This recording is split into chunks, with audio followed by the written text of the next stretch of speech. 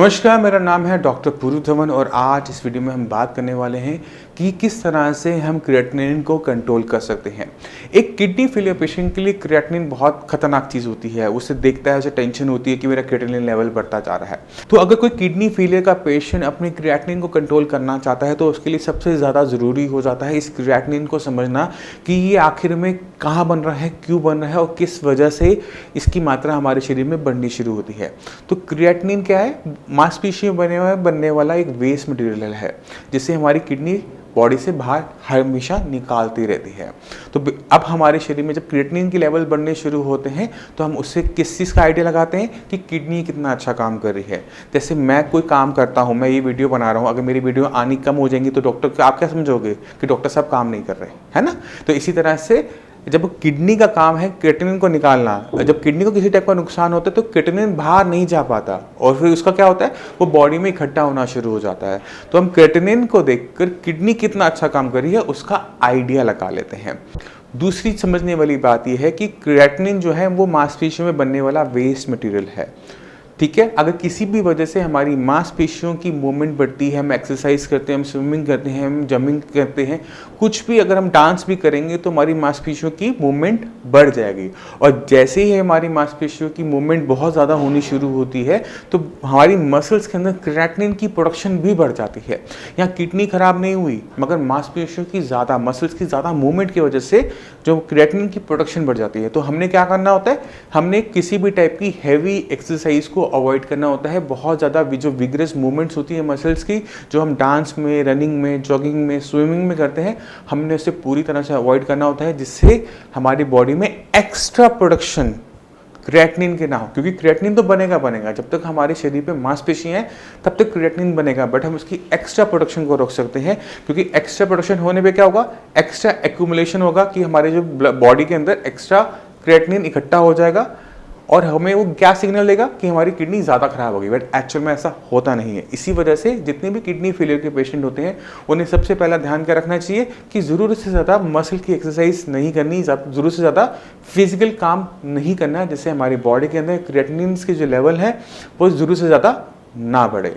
दूसरा ध्यान हमने क्रिएटिनिन के रखने में क्या करना होता है, क्योंकि क्रिएटिनिन प्रोटीन है तो अगर हम खाने के अंदर प्रोटीन की मात्रा ज़्यादा लेते हैं तो क्या होगा कि ज़्यादा मात्रा में क्रिएटिनिन शरीर बनाना शुरू कर देगा।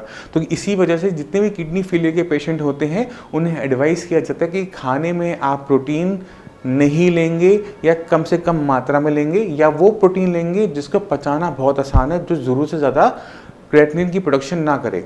अब मान लो कि किडनी फेलियर का पेशेंट अपने खाने में नॉन वेज खाता है, फिश खाता है, चिकन खाता है, मटन खाता है, तो क्या होगा कि उस प्रोटीन की वजह से उसकी बॉडी में, किडनी खराब नहीं होगी मगर उसकी बॉडी में क्रिएटिनिन की प्रोडक्शन बढ़ जाएगी, जो कि रिजल्ट देगा हाई क्रिएटिनिन लेवल पे। तो पहला काम क्या करना है, नॉनवेज फूड आइटम हमने पूरी तरह से छोड़नी होती है। अब हमारा जो शरीर है वो पूरा का पूरा प्रोटीन का बना हुआ है, उसको प्रोटीन की ज़रूरत है। तो हम इसे कैसे पूरा कर सकते हैं, अगर हमारी बॉडी में प्रोटीन की कमी हो रही है तो हम इसे पूरा करते हैं दालों से। क्योंकि हम सब जानते हैं कि दालें जो हैं वो प्रोटीन का अच्छा सोर्स होती हैं, मगर दालें भी हम दो टाइप से जानते हैं। एक दाल हम कहते हैं कि हल्की दाल है, एक दाल को हम कहते हैं ये भारी दाल है। तो जितनी हल्की दालें होती हैं, चाहे वो मूंग है, चाहे वो मसूर है, मलका मसूर है, मोठ की दाल है, ये दालें इतनी आराम से पच जाती हैं कि हम किसी को बुखार के अंदर भी खिला पाते हैं, है ना। तो हमें ये जो हल्की दालें होती हैं इनसे प्रोटीन लेना होता है। तो हम कभी कभार ये हल्की दालों का यूज़ कर सकते हैं किडनी फेलियर पेशेंट में। बाकी जितना भी प्रोटीन का सोर्स होता है वो हमें पूरी तरह से बंद करना पड़ता है, जिससे हमारी बॉडी में एक्स्ट्रा क्रिएटिनिन ना बने। अब एक और सवाल उठता है कि अगर हम प्रोटीन कम कर देंगे तो शरीर में किसी टाइप की गिरावट आएगी क्या? ऐसा नहीं होता है, क्योंकि जब हम कभी गेहूं खा रहे हैं, चावल खा रहे हैं, इन रोटियां खा रहे हैं, तो क्या हो रहा है कि ये जो कार्बोहाइड्रेट फॉर्म में जो हमारी बॉडी में जा रहा है, बॉडी से ऑटोमेटिक तरीके से प्रोटीन में कन्वर्ट कर लेती है। एग्जाम्पल देखना है आपने, मैं आपको एग्जाम्पल बताता हूँ। आपने कभी मजदूर का बच्चा देखा होगा, मजदूर का बच्चा प्याज और रोटी या अचार खा रहा होता है। इसकी डाइट में कहीं भी आपको प्रोटीन नज़र नहीं आएगा, मगर उसका शरीर बढ़ता है, विकास भी होता है, उसकी ग्रोथ भी होती है, थोड़ी सी रिटार्डेड होती है बट ग्रोथ अच्छी होती है। तो इस समझने की कोशिश है कि हमारी बॉडी में ये मैकेनिज्म होता है कि खाने में हम जो भी खाते हैं बॉडी के हिसाब से वो डिफरेंट चीज़ों में कन्वर्ट हो जाता है। अगर बॉडी को फैट की जरूरत है तो फैट बन जाएगा, अगर प्रोटीन की जरूरत है तो कार्बोहाइड्रेट प्रोटीन में कन्वर्ट हो जाएगा। तो आपको प्रोटीन को लेकर चिंता ज़्यादा नहीं करनी चाहिए अगर आपके लेवल्स प्रोटीन के, टोटल प्रोटीन आपका नॉर्मल रेंज में है। अब तीसरी सबसे इंपॉर्टेंट चीज़ ये होती है कि अगर हम अपनी बॉडी में क्रिएटिनिन को कंट्रोल करना चाहते हैं तो कुछ चीज़ें ऐसी होती हैं जो क्रिएटिनिन को बहुत तेज़ी से बढ़ा देती हैं। जैसे अभी हम देख रहे हैं कि वैक्सीन लगने की वजह से जब पेशेंट को बुखार आता है तो जो लेवल्स हैं क्रिएटिनिन के 2.3 पॉइंट तक जंप कर जाते हैं। यानी अगर मेरा क्रिएटिनिन लेवल वैक्सीन लगवाने से पहले 2 था, वो 3-4 तक चला जाता है। मगर अच्छी बात क्या है कि जैसे ही टाइम बीतता है, 10 दिन 15 दिन होते हैं, क्रिएटिनिन लेवल दोबारा से अपने पुराने लेवल पर टच कर जाता है, बढ़ा फिर वो घट गया। तो हमने बस इतना ध्यान रखना होता है कि जब हम वैक्सीन लगवा रहे हैं, जो कि हर किसी ने लगवानी है, उसके जस्ट बाद 2-4 दिन बाद, हफ्ते बाद तक कोई टेस्ट आप ना करवाएं जिससे आपको किसी टाइप की टेंशन ना हो। ये क्यों हुआ उसको समझेंगे तो मैं आगे वीडियो को समझना और आसान हो जाएगा। वैक्सीन लगवाने के बाद बॉडी में एक इम्यून रिएक्शन होता है जिसके अंदर बॉडी में फीवर एंड मसल्स में थकावट बनती है। मसल्स में थकावट की वजह से, हल्का फुल्का फीवर आने की वजह से क्रिएटिनिन बॉडी में ज़्यादा बनता है। इसी वजह से आपकी रिपोर्टों में ज़्यादा आ रहा था। जैसे ही वो फीवर गया और हफ्ते 10 दिन के अंदर दोबारा से क्रिएटिनिन लेवल अपने पुराने लेवल पर आ गया। तो हमने अपनी बॉडी को फीवर से बचा के रखना होता है कि बॉडी को फीवर ना आए। अगर आपको फीवर आया है, चाहे वो 99 क्या क्यों ना हो, चाहे आपको सर्दी खांसी जुकाम ही क्यों ना हो, क्रिएटिनिन लेवल जंप करेगा, चाहे वो पॉइंट्स में करे चाहे वो ज़्यादा में करे। तो हमने पहला ध्यान के रखना कि छोटी छोटी जो बीमारियां होती हैं जिसे हम इग्नोर कर देते हैं, खांसी जुकाम, ठंडा पानी पी रहे हैं या फिर टॉन्सिलाइटिस हो रहे हैं, वायरल हो रहा है, इनको हमने जितना हो सके अवॉइड करें। खाना अच्छे से खाएं, खाना साफ खाएं, तो हम इन छोटी छोटी बीमारियों से बच जाते हैं और अननेसेसरी क्रिएटिनिन लेवल जंप हमारे नहीं करते। अब एक और चीज़ का हमने ध्यान रखना होता है किडनी फेलियर पेशेंट में, वो है ठंड का। ठंड होने पे हम क्या करते हैं, हम थोड़ा सी सिकुड़ से जाते हैं, हमारी मांसपेशियाँ थोड़ी सी ऐंठ से जाती हैं। तो ये जब मांसपेशियों में ऐंठन है, जो ठंड की वजह से हमें कंपन आती है, तो इससे भी हमारे क्रिएटिनिन लेवल्स जंप कर जाते हैं। तो किडनी फेलियर पेशेंट के लिए जो ठंड का मौसम होता है वो थोड़ा सा डिफिकल्ट होता है, क्योंकि एक तो किडनी फेलियर पेशेंट को ठंड बहुत ज़्यादा लगती है और ठंड ज़्यादा लगने की वजह से जो शरीर में कंपन होती है, ठिठुरन होती है, उससे क्रिएटिनिन लेवल जंप करते हैं। यहाँ ध्यान देने वाली बात क्या है, यहाँ पर भी किडनी खराब नहीं हो रही, मांसपेशियों में ऐंठन कंपन की वजह से शरीर में क्रिएटिनिन की प्रोडक्शन बढ़ रही है। इस वजह से आपको रिपोर्टों में वो 1.2 पॉइंट जो ठंड के हिसाब से बढ़ता है वो देखने को मिल रहा है। बट घबराने की जरूरत नहीं, जैसे ही मौसम चेंज होगा ये वापस अपने पुराने लेवल्स पे टच कर जाता है।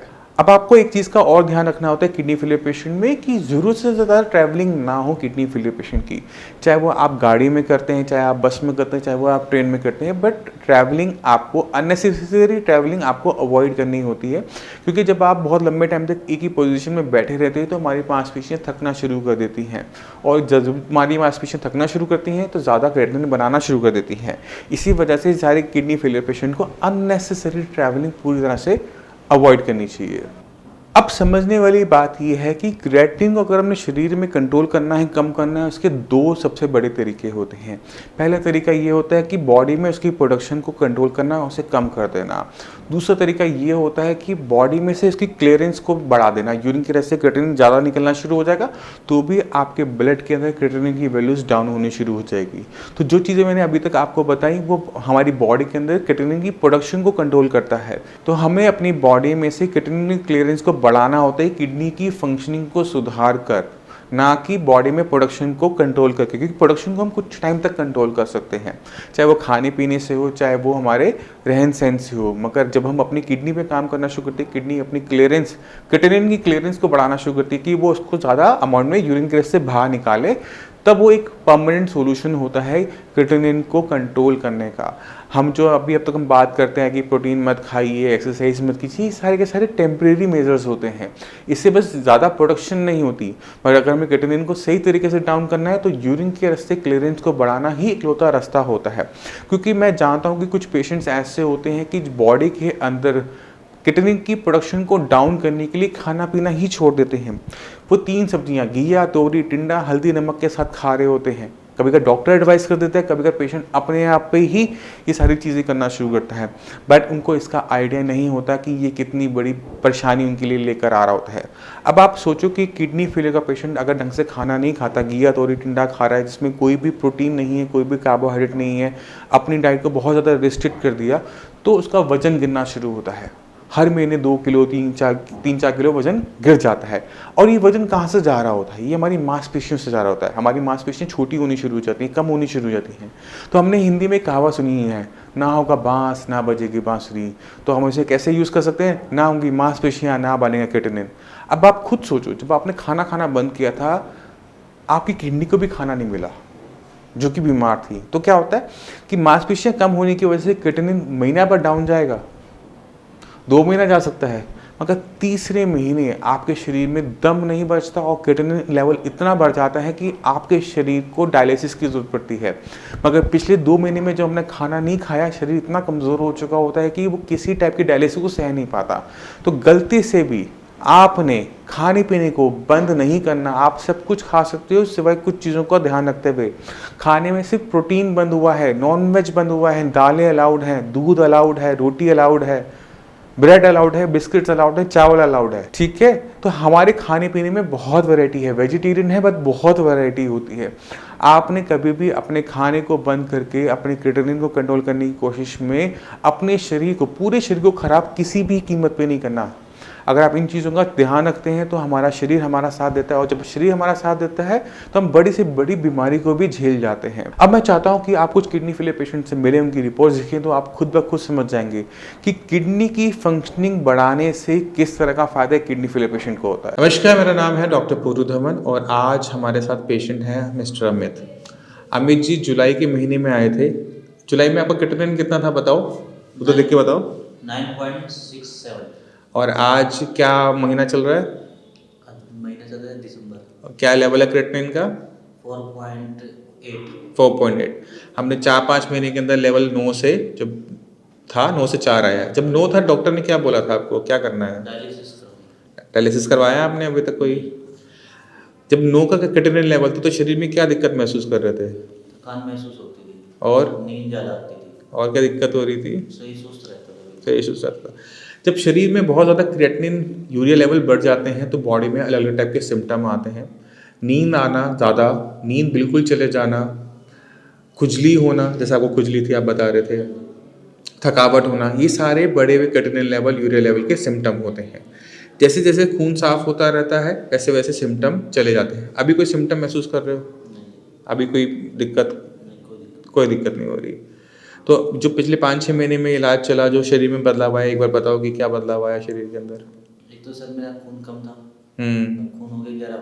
11 पॉइंट हो गया। तब कितना था खून आपका? मेरा जी 5 पॉइंट कुछ था जी। अच्छा, अभी इंजेक्शन लगवाने पड़ रहे हैं खून के, नहीं लगवाने पड़ रहे? इंजेक्शन मैंने कभी लगवाया। बिना उसके मेडिसिन से ही खून बनने लग गया? और क्या फ़ायदा हुआ?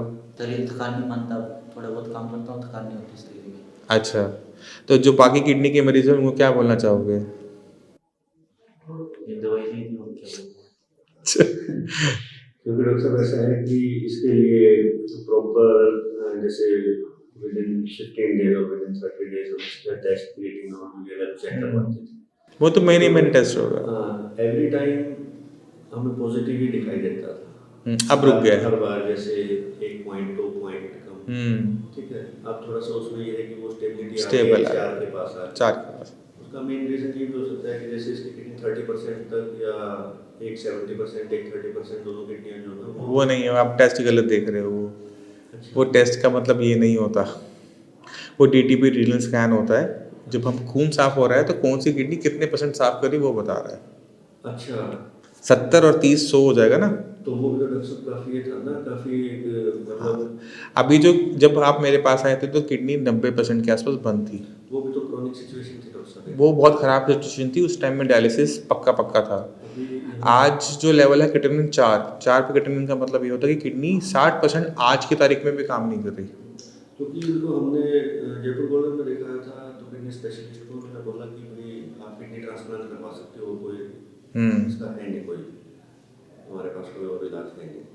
तो लेकिन फिर पता लगा कि भाई जैसे साइंस इंजीनियरिंग यहाँ आपका पता लगा, कोई मेडिसिन वगैरह जब शुरू करवाई तो स्टार्टिंग में जब इसकी फर्स्ट रिपोर्ट करवाई तो उसमें काफ़ी क्रिएटिनिन लेवल जो है डाउन आया। तो हमें ये लगा कि भाई शायद, तो फिर हमने एलोपैथी को छोड़ के और साइंस इंजीनियरिंग पे पूरा कंसंट्रेट किया कि भाई जो ये करवाया है वही करो, उससे ही हो पाएगा, कुछ होगा। चलो अब तो बहुत अच्छा चल रहा है हमारा पेशेंट, कोई दिक्कत नहीं है। कोई भी डाउट हो, कुछ भी पूछना हो, कभी भी मेरे से आके पूछ लेना, कोई दिक्कत नहीं है। हर तीसरे चौथे महीने पे आ जाया करो, ठीक है। ठीक है। बाकी अपना 2-3 महीने तो अपनी मंगवा ली, जब लगता है टाइम है, फुर्सत है, दिल्ली का चक्कर काटना है, आ जाओ, ठीक है। मतलब चलो, तो ये है कि आपकी कृपा से थोड़ा बिल्कुल ठीक हो जाए तो चक्कर काटने बंद ही कर देंगे फिर हम। देखो झूठ क्या बोलूँ, अगर मेरे बस का होता तो मैं पहले महीने में कर देता। चलो Fine. इतना भी काफी है डॉक्टर साहब, नहीं तो आप सोचो, एक अच्छा मरीज़, एक अच्छा ठीक हुआ मरीज़ हमारी सबसे बड़ी वो एसेट होती है, क्योंकि वो इतने मरीज़ भेजता है जो हम संभाल नहीं सकते, हमें कुछ करना नहीं पड़ता। तो हम खुद चाहते हैं कि अगर कोई मेरे पास होता मैं ज़रूर देता, बट ऐसा है नहीं, मेरे पास नहीं, किसी के पास नहीं है। अगर मेरे पास नहीं, किसी और के पास होगा, कहूँगा उसके पास जाके इलाज करवा लो। बिल्कुल। तो चीज़ होनी चाहिए, होगी तो ज़रूर मिलेगी, ठीक है। अच्छे से खाओ, जो दे रखा है उसे अच्छे से लो, मेडिसिन टाइम से लो, लेवल जो डम करवाने कैसे करवाने वो मैं करवा दूँगा, कोई दिक्कत नहीं, ठीक है। ठीक है। चलें ओके। तो आपने खुद देखा, अगर हम किडनी पे काम करते हैं, किडनी की फंक्शनिंग पे काम करते हैं और अपने खाने पीने को थोड़ा सा सुधार लेते हैं, तो कितना बड़ा बेनिफिट एक किडनी फेलियर पेशेंट को मिलता है। मैं उम्मीद करता हूँ इस वीडियो से आप काफ़ी कुछ समझ गए, किस तरह से हम क्रिएटिनिन को डाउन कर सकते हैं, किन किन चीज़ों का ध्यान एक किडनी फेलियर पेशेंट को रखना चाहिए अगर वो क्रिएटिनिन को कंट्रोल करना चाहता है, कम करना चाहता है। फिर भी आपके माइंड में कोई भी डाउट है, कुछ भी पूछना चाहते हैं, तो नीचे दिए नंबर पर कॉल करके साइंस संजीवनी के डॉक्टर सिस्टियास के डॉक्टर से आप फ्री ऑफ कॉस्ट कंसल्टेशन ले सकते हैं। और आप अगर आपको लगे कि आपने मुझसे आके मिलना है तो अपॉइंटमेंट लेकर आप मुझसे भी आकर मिल सकते हैं। अब इसी के साथ आप सुबह चलने के आगे चाहेंगे। मिलते हैं अगली वीडियो में, तब तक के लिए धन्यवाद।